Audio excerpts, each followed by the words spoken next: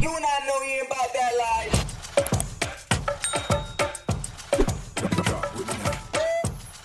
Sa mundo ng musika at pag-arte, ang mga bituin ay madalas na hinaharap ang mga pagsubok na maaaring makaapekto sa kanilang karera. Ngunit para kay Sara Geronimo, ang popstar royalty ng Pilipinas, ang pagmamahal at suporta mula sa kanyang mga tagahanga ay naging isang malaking inspirasyon para sa kanya upang ipagpatuloy ang kanyang pagkanta kahit sa harap ng mga personal na pagsubok. Mayroong ilang mga pangyayari na nagpapakita ng dedikasyon ni Sara sa kanyang propesyon at ang malasakit niya sa kanyang mga tagahanga. Una ay ang inaasam-asam na concert ni Sara Geronimo kasama sana si Bamboo sa Pampanga noong October 1 ay napospon dahil sa isang di inaasahang kondisyon ng kalusugan. Bagamat ang detalye tungkol sa kanyang kalusugan ay hindi agad na ibahagi, ang agarang pagkaurong ng nasabing concert date ay nagpakita ng pagiging responsable ni Sara hindi lamang sa kanyang sarili, kundi pati na rin sa kanyang mga tagahanga at sa mga kasamahan niya sa industriya. At sa kanyang social media account ay humingi siya ng paumanhin sa kanyang mga tagahanga para sa paglipat ng petsa ng kanyang concert.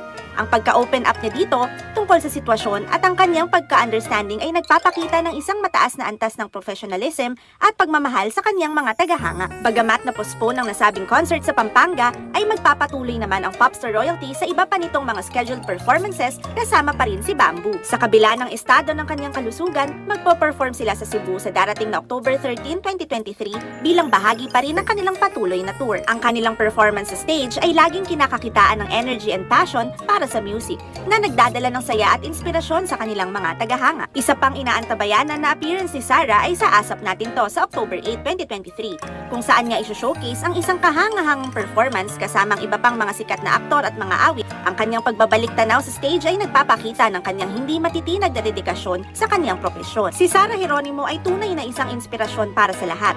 Ang kanyang kakayahan na balansehin ang kanyang personal na buhay at profesional na obligasyon kasama ang pagharap sa mga pagsubok na may tapang at pag-asa ay nagdadala ng liwanag at inspirasyon sa maraming puso ng kanyang mga tagahanga. Ang kwento ni Sara ay nagpapakita na ang tunay na laban sa buhay ay hindi nasusukat sa bilang ng mga tagumpay na ating nakakamit, kundi sa kung paano tayo bumangon mula sa pagkatalo at patuloy na ipinaglalaban ang ating mga pangarap. Kaya naman sa inyong palagay, ano nga ba ang pinakamakabuluhang aral na maaaring makuha mula sa kwento ng buhay ni Sara Geronimo?